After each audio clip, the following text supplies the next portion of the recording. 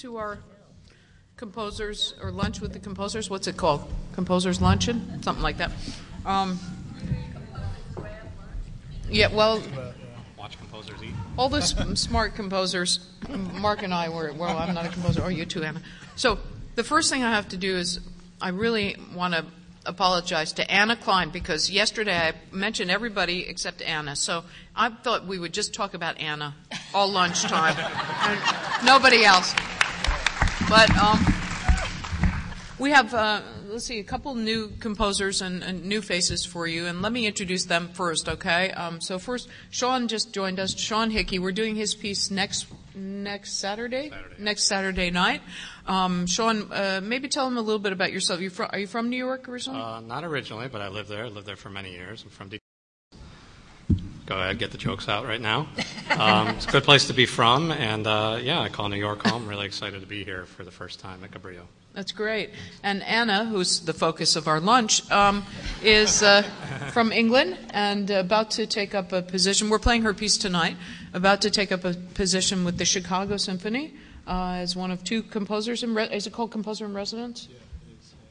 Yeah, that's with Mason Bates as well, who's another West Coast. Yeah, and Mason, everybody knows, I think, from here. Mason Bates has been with us a few times.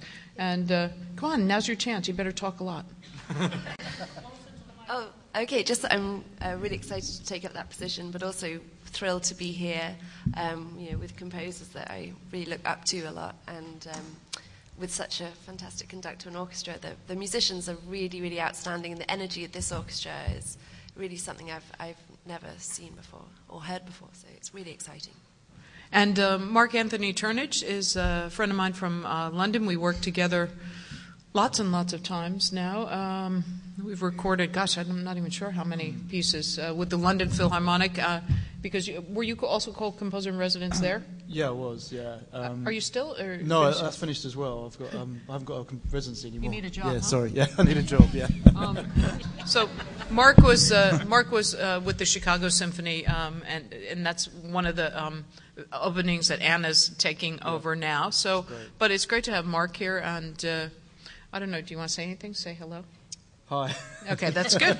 All right, well done. And then, let's see, you know Jennifer, you know Michael, and Nathaniel Stuckey is here. We're doing a piece of his for our free family concert tomorrow, and it's an awesome piece. It's really very cool. It's based on the Lemony Snicket, The Composer is Dead, but it's really very, very well done, and it's harder than I thought, so we've been rehearsing it even before the rehearsal, so that's good. And welcome. Thank you. Nat, nice to have you. I thought maybe I'd just start with a question I have, because I know as conductor, I never really have much opportunity to commune with other conductors, because whenever I'm at an orchestra, they're on vacation or somewhere exotic, I always imagine. So it gets to be quite lonely. I imagine for composers it's similar, if not even worse. And lonely at the top, yeah. So easy for you to say. But maybe I'd just love to hear about what the experience is here. Being with so many other composers. Is it weird, or is it good, or is it everything? Okay, nobody wants this question. Come on, Jennifer. I think Anna's supposed to start right now. I think it's great. It's so fun to come to Cabrillo and cross paths with people that I've seen in other places. But, it's kind of neat. You come back and more of us are gathered at one time. That doesn't always happen. If you're doing a residency with an orchestra, usually it's just you. You're the one lone composer, the one lone voice out there. And the nice thing about Cabrillo is everyone's living on the festival, usually, right? Is that right? Yeah. So, but that's not always the case when we travel to other festivals. A lot of times you got to share the stage. Yeah, they're dead. So, it's I love it though. It's kind of nice talking and hearing what other people are doing. Yeah, I don't know if it's an American thing, but certainly the American composers that I know seem to be much more supportive of each other. Even if you wrote something that was completely different, a different style. Whereas I find maybe it's just me moaning about London and Britain, but I find that there's much more bitchiness. So maybe I don't know about it and it's hidden, but I do find that American composers are very, very supportive. Sorry, Nat. I agree with you, Mark. Yeah. There's more bitchiness in London. Yeah. But I do think this is a special environment because stylistically everybody's work is so different. So that sort of sets the template for the ground rules, for whatever rules there are. So everybody's embraced. And then I think also having the composer workshop, that's a good way to start. Jennifer was our sort of mentor composer and selected the 3 young gentlemen for the composer workshop. And I thought they were all very, very talented. Yeah, it was nice because a lot of folks like Michael here, he came in, Mark and Anna came in and talked to them as well. So it's good for them to experience. Sometimes when they go to school, actually, there's only one school of thought in a university. Everyone may be writing the same sort of style. So for them to come in and hear all kinds of music and watch the rehearsals, I think it's good for them. It is. So should we open up for our who's our first question of the day? Yes. I'm reading a book which is very interesting by Harvey Sachs on Beethoven's Ninth Symphony. And it's one of the things that's really enlightening about it is the thought that before Beethoven, most music was not published. And Beethoven innovated a whole attitude about writing music for posterity. So I wonder if that thought of that influences any of your compositions or any of your way of conceiving of the work that you're doing. I'm not answering that one. You're not answering. Mark's not answering that one, he said. I wonder, I just read about that book. It's a brand new book, I believe. I just saw a review of all things in USA Today. I was like, oh, wow, they're reviewing a book about music. This is kind of unusual. I really wonder if Beethoven thought about that. I think he was worried about making the rent. Yeah. I actually think that's what he was thinking. So long as he could cover his expenses, his beer and his apartment, he was moving all the time.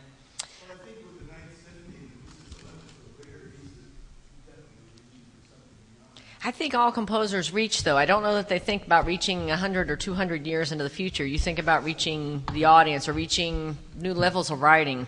I mean, obviously adding a choir to your symphony is a very radical thing. But I think if you ask any composer, most of them will tell you they're always trying to find something new, something different, trying to push their own art.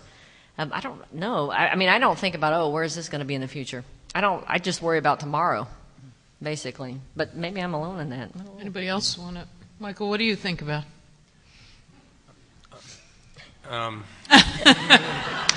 mean, I think it's completely different. I think probably every composer, every artist, has their own reasons for doing things. I think I'm not going to speak for Beethoven, but in my case, I do what I do because it feels necessary to do it, and it's necessary for me to do it,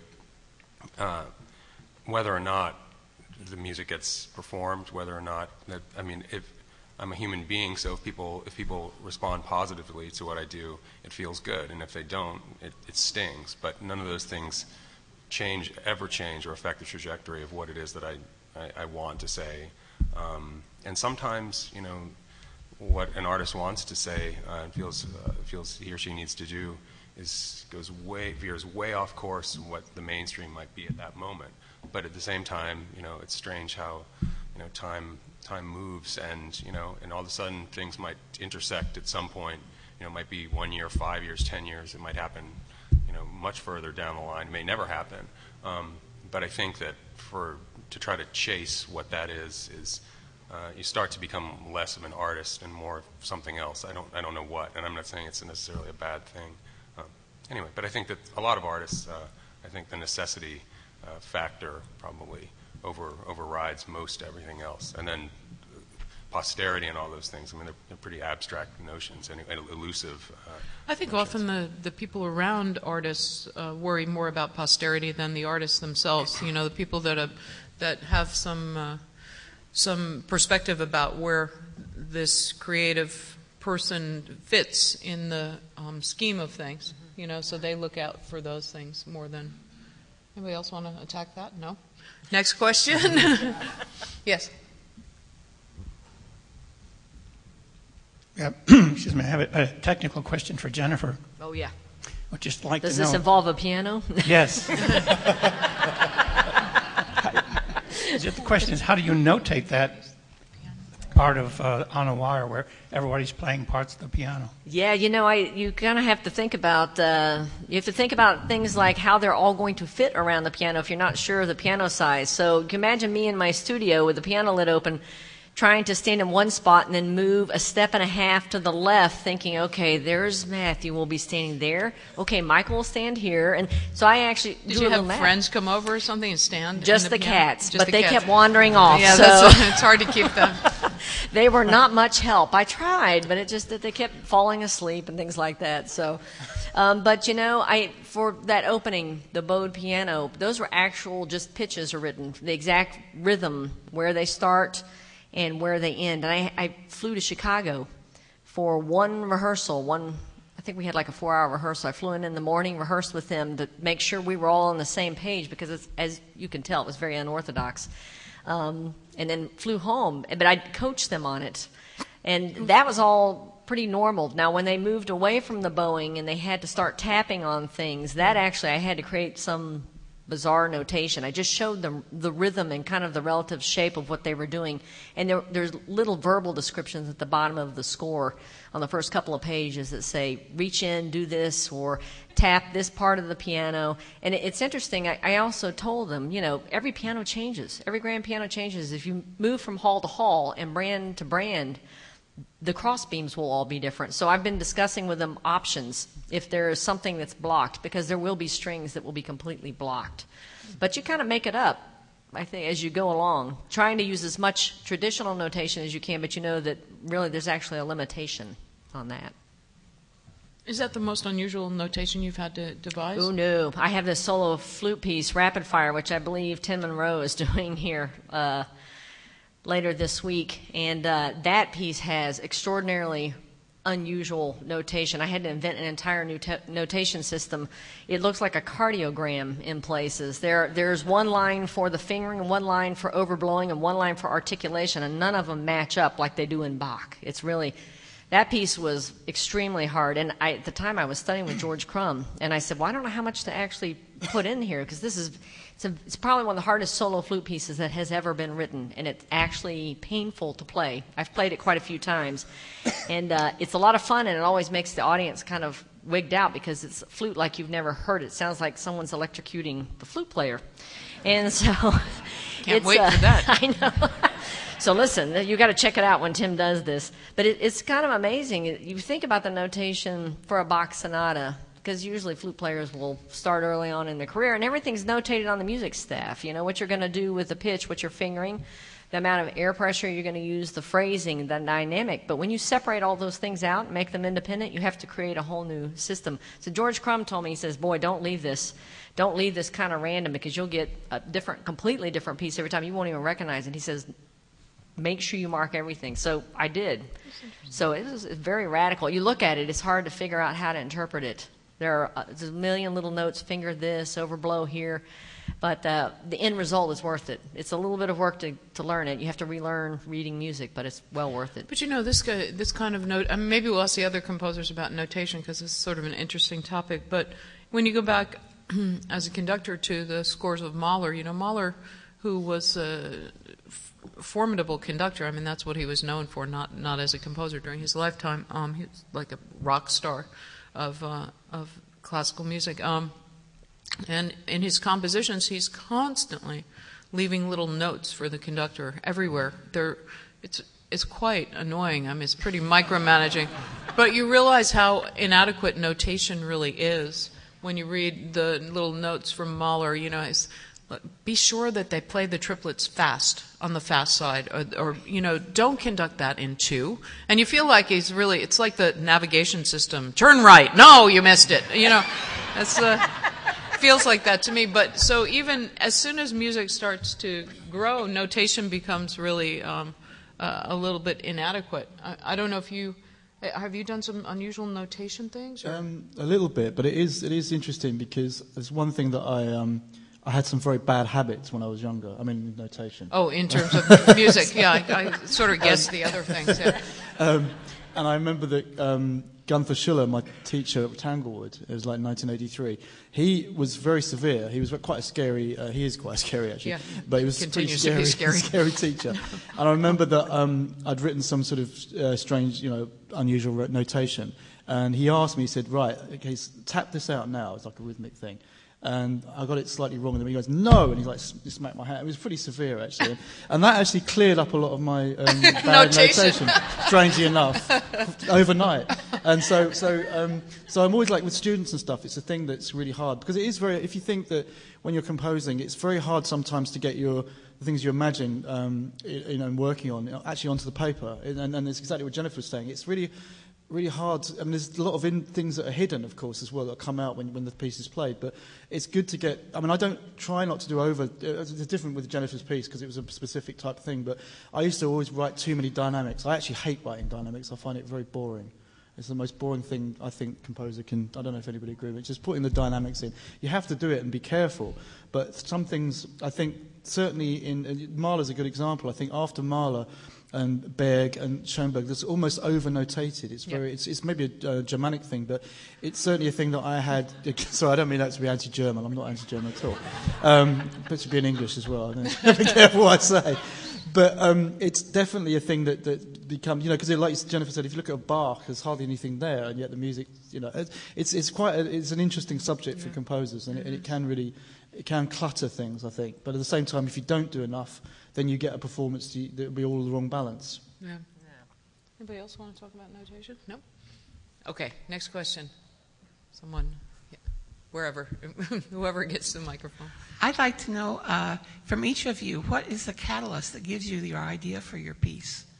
What is the What is a catalyst? What is the catalyst? What gives you an idea for your piece? Want to start, Sean? Well, I think they're all different. Can everybody speak into the microphone? Sorry, Yeah. I think it's hard to hear in here. Sorry. For me, it's all different, and it really depends on the piece. But if we're talking about instrumental music without a programmatic connection, in my case, there kind of is no catalyst. The catalyst for me is kind of the blank page, and then kind of working out something that I think is going to be, a good start, something interesting, a motive, a gesture, or something like that. And then if I get that little bit on the page, then the rest opens up for me. And as I go deeper into the piece, it opens up more and more. But that's only the case in really something that's not programmatic. That's something that's truly absolute, instrumental, not inspired by, a text or accompanying a text or anything like that. Anna? I think I have the same response in a way. It really depends on the nature of the piece, and the catalyst is generally always different. But for me, I'm really passionate about collaboration with other multimedia artists, so visuals or dance. So quite often that will provide a catalyst. So in the piece this evening, I was writing it with a particular choreographer in mind and being aware of her, the vocabulary of her choreography and the physical gestures that she uses. That was the catalyst in a way for the music. But it depends for each piece. Yeah, the same for me. I always dread getting the question, actually, if you meet somebody new at a party and they say, what do you do? And you're always like, and then you say, composer. And then they ask you, sometimes they ask you what you play, but also they ask you this question. And it's very hard because you're doing something, it's sort of almost a nutty thing to do. You're hearing things in your head. It's a very strange sort of profession. But I have to say that I work, I think in a way it's a bit like writers, certainly the writers that I read about, where they write a certain amount of music, a certain amount of words a day. And I feel that with composition as well. It's almost like quite a sort of 9-to-5 thing, really, certainly for me. I mean, there are different catalysts, and I've written pieces that are based on paintings and literature. Although as I get older, I write pieces that are more abstract. Funny enough, it's more about the notes. And I think if you talk all composers, they talk about good notes, and that's why I think Bach is for me ultimate. So the idea of striving for incredible, pitches and the right notes, and so that's really what I'm doing every day. But it's almost not a romantic thing. It's almost like if you have a bad day, which you do quite often, you still got to write something, or you just got to slog or get through that, write yourself through a bad patch. So in a way, there are stimulus, but it's quite often quite unromantic and just getting on with it. Boy, I second everything Mark just said. For me, also, it's the musicians, which I think is also kind of what Anna's saying. It's the collaboration, getting to know Colin Curry. And I know Eighth Blackbird because I've written 2 other chamber works for them. So you just get to know their personalities, what they like to do. I mean, they were the ones who suggested moving around on stage, and I thought, my gosh, with an orchestra behind them, there's not going to be room for them to move around on stage because sometimes they act. They do all kinds of cool things, and so it was that request that made me think, oh, well, I could have them move just to the piano. That's not very far. I mean, there's room for the piano and there's room for them to stand there, so why can't they move over towards the piano? So that's kind of what started the inside the piano thing. But I find working with the musicians is very inspiring. I think I'll get back to the notation thing. I think for me, the notation, the one thing I would say about that is that, I mean, ultimately, what's on a page is code. It's code, and it's trying to convey something that's not meant to be on the page. And it's very, very difficult, and I think all composers struggle ultimately with getting something that is so variable, yet so unbelievably specific down and communicating that. It's a very tricky thing. Mark was talking about when people ask what composers do. I was, for many years, told people I was a large animal veterinarian because I grew up on a farm for much of my life, so I know the very surface, bare bones of what goes on. And when you describe that to people, one, they don't want to talk to you, and two, it is almost. It's extremely difficult to, if people don't really have a sense, or the average person has a sense of what a composer is, extremely difficult. All these are difficult questions. As to my own process, I think it's pretty similar to what everybody described, and except for maybe it's more, I feel like that when I write, it's, as I mentioned last night, it's quite compartmentalized from the rest of my life. So it's almost like accessing, sort of like entering a space and accessing, and it's this world of sound, and sometimes there's something there, sometimes there's nothing, sometimes it starts out same with notation, unbelievably specific, unbelievably nebulous, but it all just sort of coalesces, and I think that it's not unlike, most people's thought processes, it's just something happens, and, the results, are questionable sometimes, but I think that what everybody's saying, we all sort of experience, a multi-pronged approach, but it's all quite unified, I think, in the end, and we don't think of all these things as separate, but or not. I'm last, yeah, I would second most things. I guess for me, probably the biggest would be, as Jennifer said, the players, and that's partly because as I'm composing and I'm in this imaginary world where we all spend a lot of our time, it's easier for me if I'm actually imagining the players playing what I'm writing. It just makes the process richer and more vivid for me if I'm actually imagining, the fiddle player, perhaps a specific one, that's the best because they have different approaches, they have different things that they like, they have different amounts of aggression, and so that I think that would be the biggest factor for me. It's who's going to be playing the first performance, especially because if they're not into the first performance, then there isn't a second performance. That's true. Somebody up there. Something I wanted to say to Michael is Symphony No. 3 going to be recorded and released? And 2, what are you working on now? Because I can't wait to hear it. As to recording, I don't know. These days, having pieces recorded, orchestral pieces, quite difficult. But I guess we'll see. Now I'm just finishing up actually a very large piano piece. It's the last part of a cycle of 3 pieces. Apart from the symphony, it's pretty much everything that I've been working on for the last 10 years.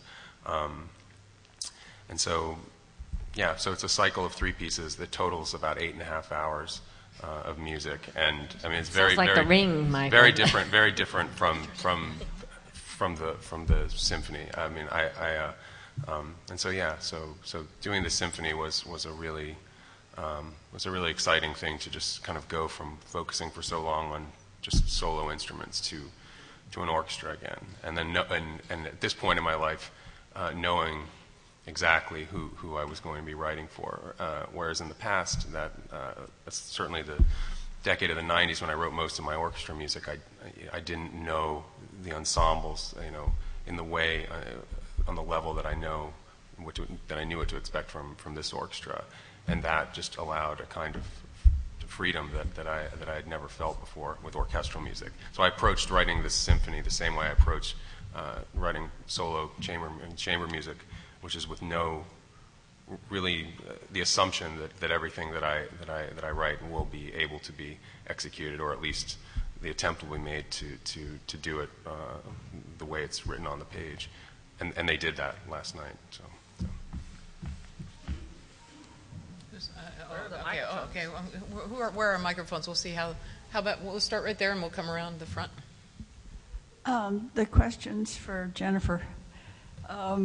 We really enjoyed your piece last night. Thank you. And speaking of Catalyst, in the middle of it, I had this vision of the old ancient Harpo Marx movie where he plays the piano till it collapses, and then he picks up the frame and plays it like a harp, and this angelic expression comes over his face. He's in heaven. I should check out that movie. I don't know it. No. I actually thought about putting a warning label on the score that says no pianos were harmed in the making of this piece. But thank you. I actually did have a Steinway technician check out all those techniques before I put them in. Anybody? There were some people up front, I think. Yeah, there and here. Yeah. Yes, this is for Mark. Isn't Drowned Out based on a novel? Does it, or was inspired? You took off from a novel? Yeah, it was. It was based on Pincher Martin by William Golding, who wrote Lord of the Flies. And yeah, so it's funny because not all my pieces are based on literature, but also the other thing, there's another hidden thing which is a bit personal, but it is quite interesting for this piece, in that I'm an asthma sufferer, and the idea of suffocating is very. I'm actually growing out of it, which is at 50 is quite weird because I've suddenly feel a lot better, and but the idea of drowning is something, fighting for breath is a very powerful thing for me, and I think for other people who suffer from asthma, so it was this book, which is a pretty miserable book, I have to say. I recommend it to people with sort of caution, really, because it's very dark, and I knew that at one point I thought about doing something even stage thing, but it's very much one voice, it's one person, and there's actually a catch in the book, which I won't ruin for people, but something happens at the end and it's a sort of twist, and that doesn't do that in the piece, but I think that it's not really programmatic in a sense, but it has that sort of sense of the book, that sort of claustrophobia and a sort of asthmatic element is very much part of that piece. So lots of different influences informed it. Over there and here. Yes. Thank you. Two of the composers not in this group who are coming next week are composers of quite a few operas. Have any of you considered doing an opera sometime in your near future or later years? Opera. Well, I've written done 3 actually. Well, I've just finished one for Covent Garden in London about the Playboy model Anna Nicole Smith. So as you can imagine, but the story's not done. The story's not done. Actually, I just saw on CNN that they're going to indict. I know the boyfriend. Yeah, the boyfriend. We're very nervous about the guy. I don't know if I should be saying this publicly. He's a lawyer. The boyfriend of Anna Nicole Smith is a lawyer, but he's up on charges at the moment. And the thing is that we're very worried that we portray. I mean, there's lots of lawyers working on it at Covent Garden as well, because it's they're real people, and so that's the opera I'm doing at the moment anyway. So So I'm mainly an orchestral composer. I don't know why I wrote opera. I'm not a huge fan of opera. No, but you write beautiful song cycles. Those song yeah, cycles but are amazing. I find it hard to write for voice. I prefer orchestral music, but anyway, I shouldn't say that really. I was just and then Jennifer is, maybe you might be writing an opera? Yeah, I might be. I'm moving in that direction. I'm trying to plow through all my other projects at the moment so I can get to the start of one, but there may be something coming in San Francisco down the road. So. Right. Anybody else going into opera? That sounds daunting. I've considered it, but I haven't had the opportunity yet, so we'll see. Yes. Or, sorry, somebody else was waiting. Yeah, I can't see. This is a kind of a problem. It's something that's obsessed me for quite a while. I'm fortunate that I have several grandchildren, almost all of whom play music, various ages, various instruments. Yeah, sorry. And I'm encouraged to ask this question because there have been, in the past several days, a few little children running around who are connected to the musicians and the composers. When they come to play for me at my house, or I go to the recitals, I am bored out of my mind. And when I ask their teachers, why are they playing this? It's the music that's bothering you. Yeah. The answer is, well, because we have these books, and they have these steps, and they have these simplified pieces of all these great composers. So my question, my problem is this. Why are there not series of books for kids from 5 to 10 to 15 who have in them the names of Turnage and Hirsch and Higdon and Berio and Ligeti and Shostakovich and the hundreds and hundreds of other people? I think there are certainly that many contemporary composers, so that when kids learn music, they can learn music that's being composed now. And, well, I'll shut up. You know what I mean. It's an interesting question, and it's a very good question. The only remedy that I'm aware of, and I'm sure there probably are others out there that I'm not aware of, the American Composers Forum has started a series called Band Quest, and the idea is that the composers are commissioned to write pieces for beginning and junior high band, but they have to be established composers who normally work in the symphonic field. So I have to say it was the hardest thing I ever did, writing this piece for junior high band because of the limitations, but it has also been so incredibly rewarding that you have to be very careful what you're writing, but you also want it to be engaging. I know what you're talking about. I know in the band world there's a formula that people churn out music to, and it's not very engaging. And I've heard quite a few parents talk about this, and the kids don't become interested in music because it's so far removed from their reality, and frankly it isn't that interesting to listen to or to play. The nice thing about the Band Quest series is they don't have a lot of money, so they're slowly adding every year 1 or 2 pieces from established composers, and so it's been fun to watch the program develop. American Composers Forum is getting ready to start a similar program for choirs, young choirs, but they don't have a ton of money and they're trying, but we're only able to add basically 1 piece a year. But I have to admit, my little piece, Rhythm Stand, gets done all over the place. I meet little kids who do them all the time, and it's definitely a worthy endeavor, I think, for all composers to write for younger players because they remember. Those kids remember.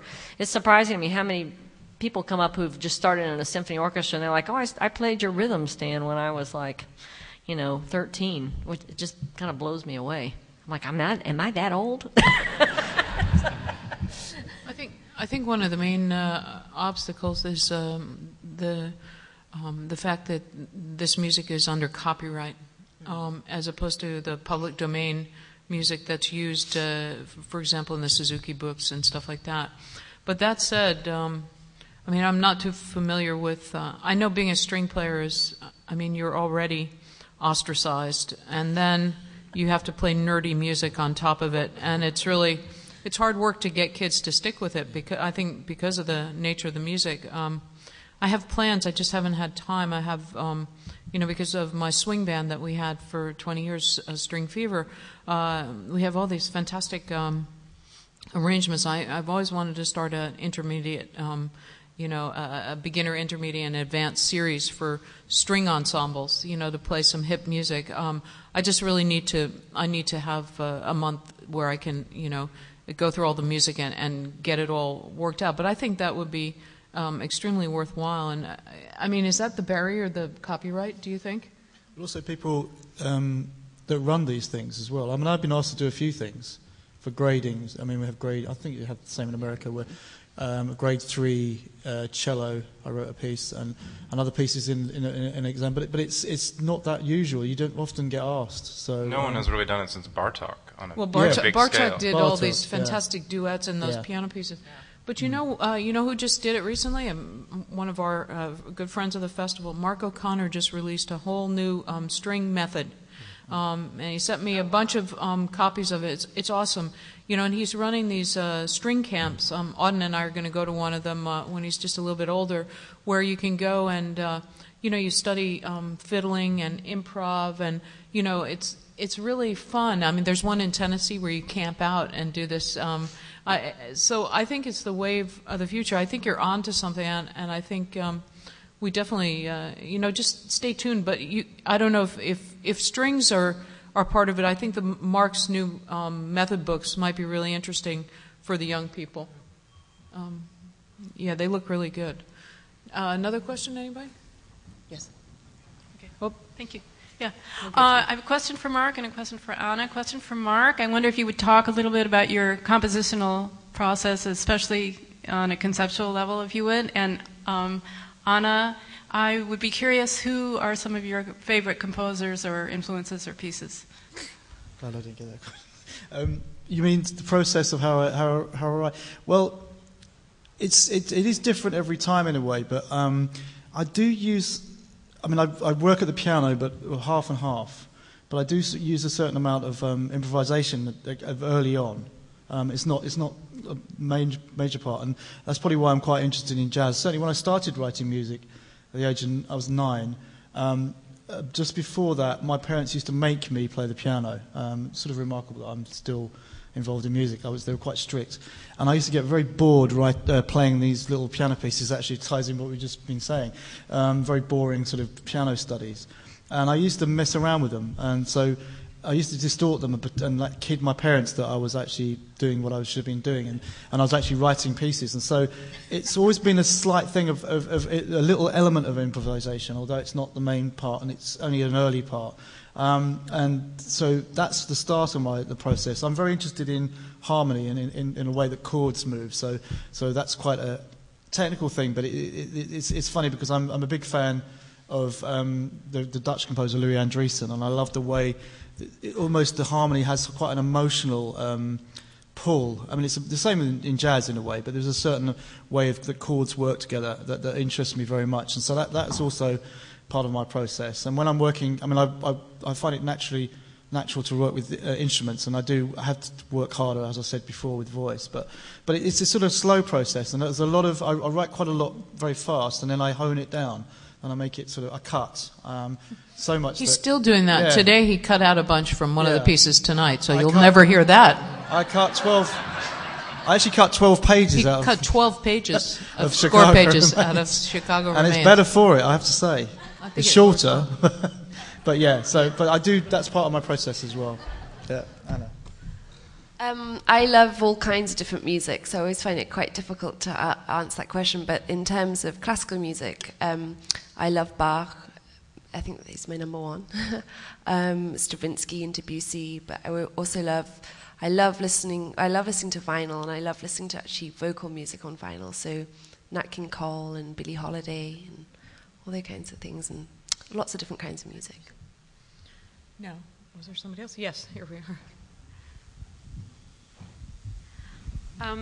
I'm wondering how common it is for the composers to have to have a MIDI computer-generated version of their piece before it's performed, and how hard is that to do?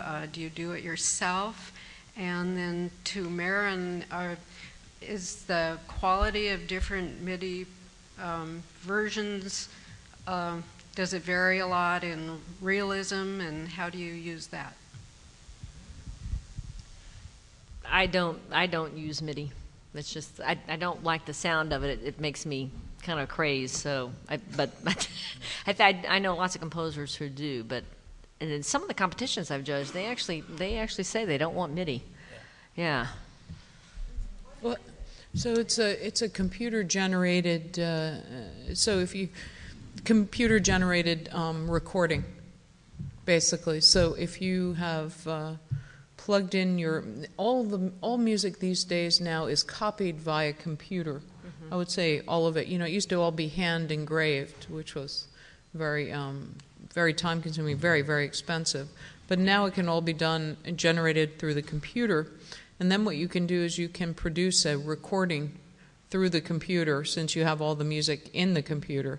But it sounds really like acupuncture, basically. You know, it's sort of, I mean, some people have real sophisticated equipment with samplers, so they can simulate the strings better than others. But I have to say, as someone who really doesn't create the music, I find it enormously helpful just as a guide. When you're working on something, just to get a sense of.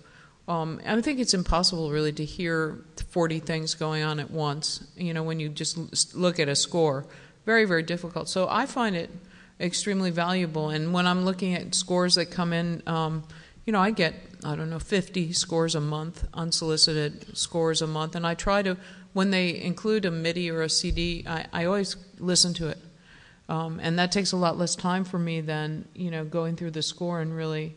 It's just easier. So for me, I don't particularly care about the quality because I'm not trying to arrive at a definitive interpretive, decision from this. It's really just like a guide for me. So I find it very, very helpful. Michael actually, I think I tortured him into, well, he's tortured anyway, but I tortured him into making a MIDI version. Was that the first time anybody asked for that? Yeah, it was. It was awful. I think it's a horror show, these MIDI things. But these, I'd never. In fact, I was just going to briefly say. I mean, my normal way of doing. I mean, I still write everything by hand, and I mean, the piano pieces that I mentioned. Two of them are around 400 pages, and they took me almost a year to copy them out. Once they were done.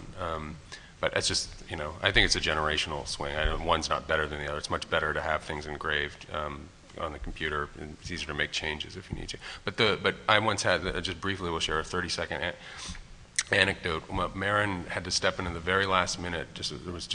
I don't even know if there was 2 weeks before the premiere of a very large piece I wrote, a piano concerto, it's about 9 years ago now. And but I think this is typical how at least composers used to work. We met. She had very, very little time to prepare this very large work, and she had me come to New York, and we met in this is a fond memory for me. We met in the Steinway building across from Carnegie Hall, and we just sat, and I thought, I expected to play, through some of it what I could. So I was, grabbing as many orchestra parts, piano parts, and Marin was saying, "Can you sing this part too?"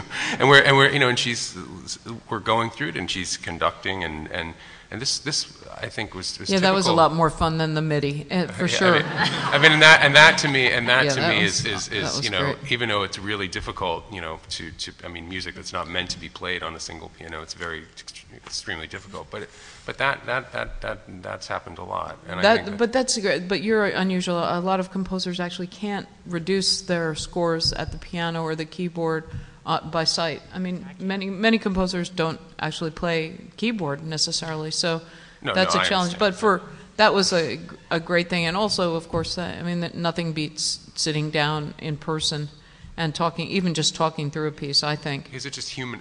A computer is just it's not human. And just by years ago. No. Actually, years ago, they used to have a lot of orchestral pieces had two piano arrangements. Mm-hmm. I mean, that's a real tradition that's gone. But I'm older, and then quite a few of the composers here, I think. Yeah, I'm sure I am, actually. I'm just thinking that I'm a generation who you were taught to listen, hear things in your head, and I'm before the real computer age. I certainly didn't do computer studies at school. And so I've got 3 or 4 students now who I actually really try to dissuade from doing their first versions on computer, because it can become, you can slip into bad habits, and some players in orchestras say they can tell when something's written on the computer and not in their head. They actually say this is computer, not generated, but they people sort of, you can copy and paste. You can do things you do like just with words. You can do the same in music, and you can write more commissions, but it doesn't mean to say that there's any depth in the music. So it's quite tricky. I think it's good to try and keep away from it. Just like we try to teach to keep away from the piano. You can often tell composers who write things at the piano often, it sounds like it. And so now you go from that, and the computer's another step away from people hearing things in their mind's ear. I mean, obviously everybody's different, but I think the goal is to have people, construct this sound world in their minds and not be enslaved to some other, just some kind of item that is, they need that item to access what's inside their minds. And it's okay to do that if the end result is good, I think. But I think ultimately you want to have control within yourself and not be relying on technology, relying too much on other things, and then let that start to shape your inspiration too much. Could you describe what you might think the average listener would experience hearing your music? I know there's many different reactions, but what do you think the average listener would hear hearing your music?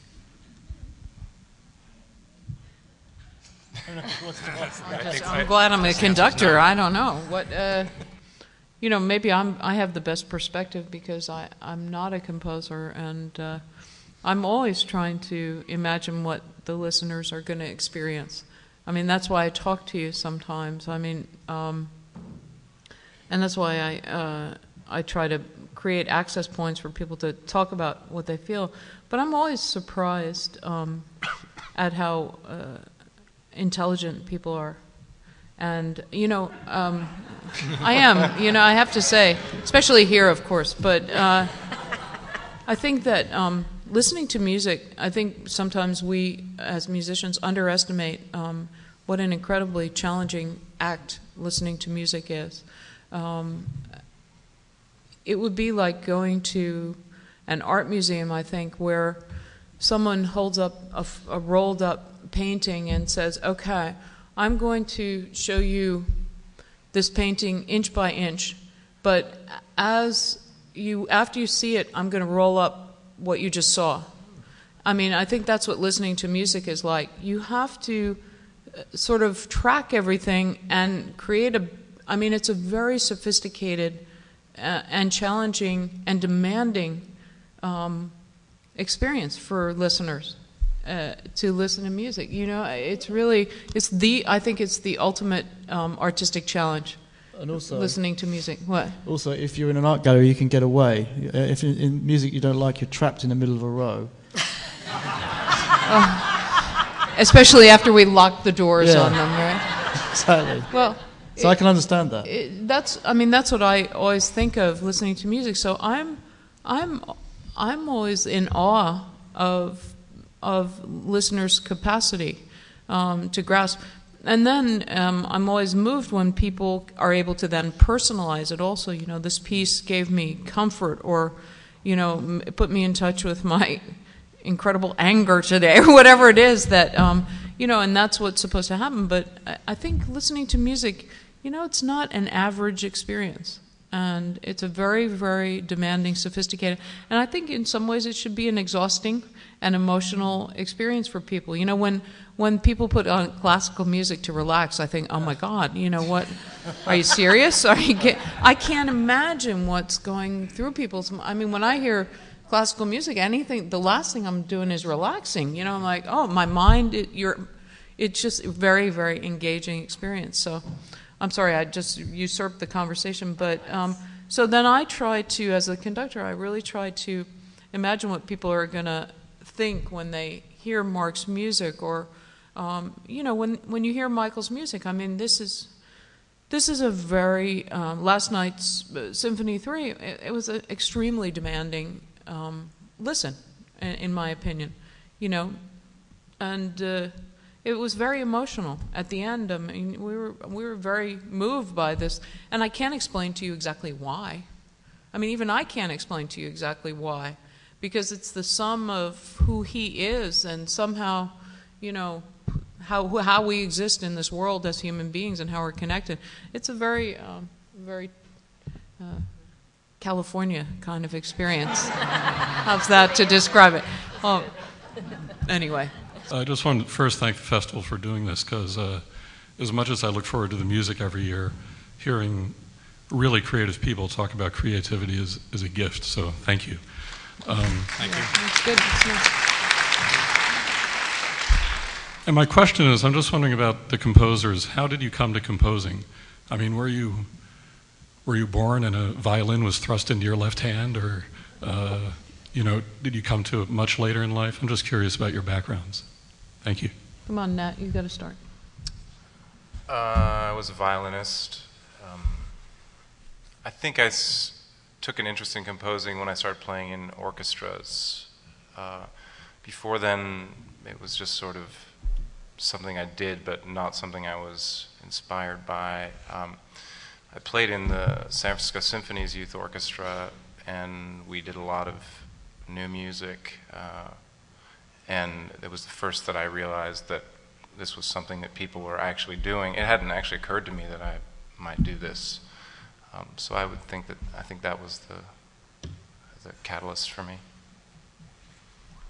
In my case, my brother was interested in playing music seriously before I was. And it was through his experiences and his suggestions to listen to classical music, for the lack of a better term, that just you know, it gets back to this issue of necessity. I was listening to this stuff, and it just sort of turned my world upside down. I was a bit older. I was in my teens, and then I felt, you know, listening wasn't enough. I just wanted to. I wanted to do it, and it just felt, you know, and there were sounds, and, you know, I was just trying to figure out what it was that I was feeling exactly, and, you know, and then I just started trying to write slowly, you know, and then the process kind of began from there. Probably not much different than the way anybody takes an interest in something. However, it presents itself, and it just sort of blooms, and, you know, and then you see where it goes, and it just, you know, it continued. You know, and it takes a while to get to where, well, it's just a constant. It's constantly, you know, that's the beauty of art. You know, it's just constantly. It seems, one hopes that it constantly grows and changes, and the trajectory seems, you know, at least I think to the artist's eyes, you know, this doesn't mean that what they're doing is good or bad, but, you know, hopefully the sense of the experience is just one where you don't really see the horizon. It just, you know, you just keep wanting to move towards something. So for me, it started in my later teens, actually. I had no classical music in my household growing up, but my dad's an artist. And so as a child, my brother and I were taken to a million different art happenings. This was in the 60s and early 70s, and there were some really interesting things going on, some of which I used to look at the adults and think, are these people supervised? I can remember actually thinking that. I didn't pick up an instrument until I was 15. My mom had a $100 pawn shop flute and a beginning band method book, and I just worked my way through the band method books. I taught myself. And then when I went off to college, I got the crazy idea I was going to major in music, not knowing any classical music. I think I knew like 4 or 5 flute pieces. That was it. So my entire background is actually rock and roll, bluegrass, folk music, stuff from the 60s, reggae. And then in my undergrad, my flute teacher one day, I went in to a lesson. She said, we have a Harvey Solberger's coming in, and he's going to do a flute master class. And I said, oh boy, here it comes. What am I supposed to play? And she said, I want you to write a piece. And I said, how the heck do you do that? And she showed me how to do a 6-note row, 1 and 12-note row. It was actually a 6-tone row. So I wrote a little 2-minute piece, and I was addicted after that. That was all she wrote. So I was 21, so I started writing at 21, a really late start, 15 for flute and 21 for composing. Kind of odd. Yeah, I was sort of drenched. My mum was is a huge Beethoven fan, so I listened to a lot of classical music when I was a kid. In fact, I was banned from listening to pop music or jazz, so I was the almost opposite of Jennifer. So I used to read up on the lives of classical composers. I was obsessed with the idea of being a composer. It was very strange. In fact, somebody mentioned a quill. I actually did. I have one at one point. I got a feather and pretended I was like an old-fashioned composer, which is pretty sad, I have to say.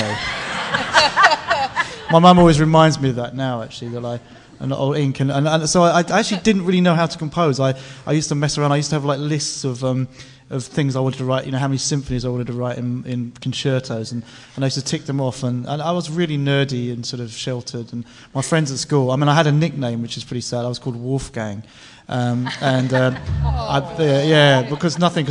had no technique. I could have never been like Mozart. I could barely, I played the piano okay, but it was funny, but I never got bullied because they thought I was a bit strange, and they sort of kept away from me, and I used to play.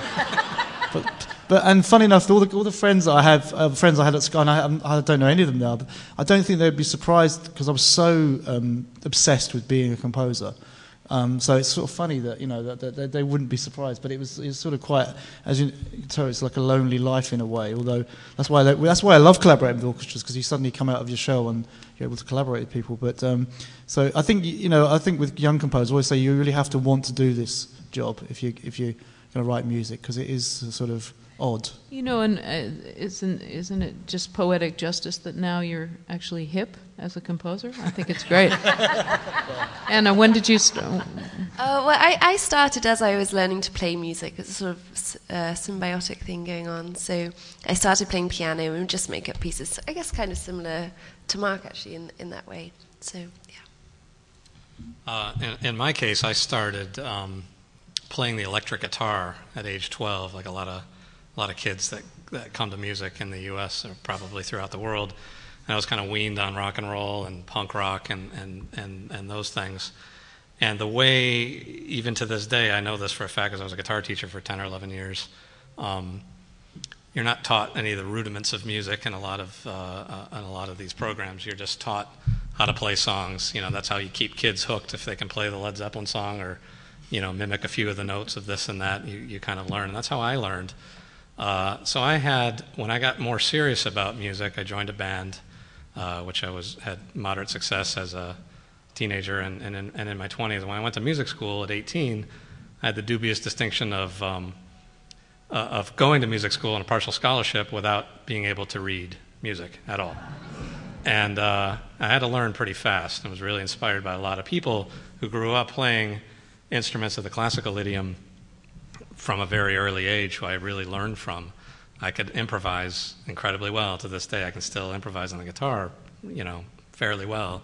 But I still struggle with reading. And, to me, it was a tremendous challenge for me to kind of look at my own limitations and say, like, how do I really set everyone aside, set collaboration aside, create a piece of music on my own without anyone's help in this form of shorthand, which is notation.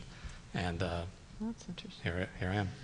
Well, thank you all so much for joining us today. I thank all my composers, and I hope you can come to all the concerts and hear their music, because it's quite an experience. Thanks for being here today. Thank you. Yeah, good. Good, everybody. Thank you. It's good. It's nice.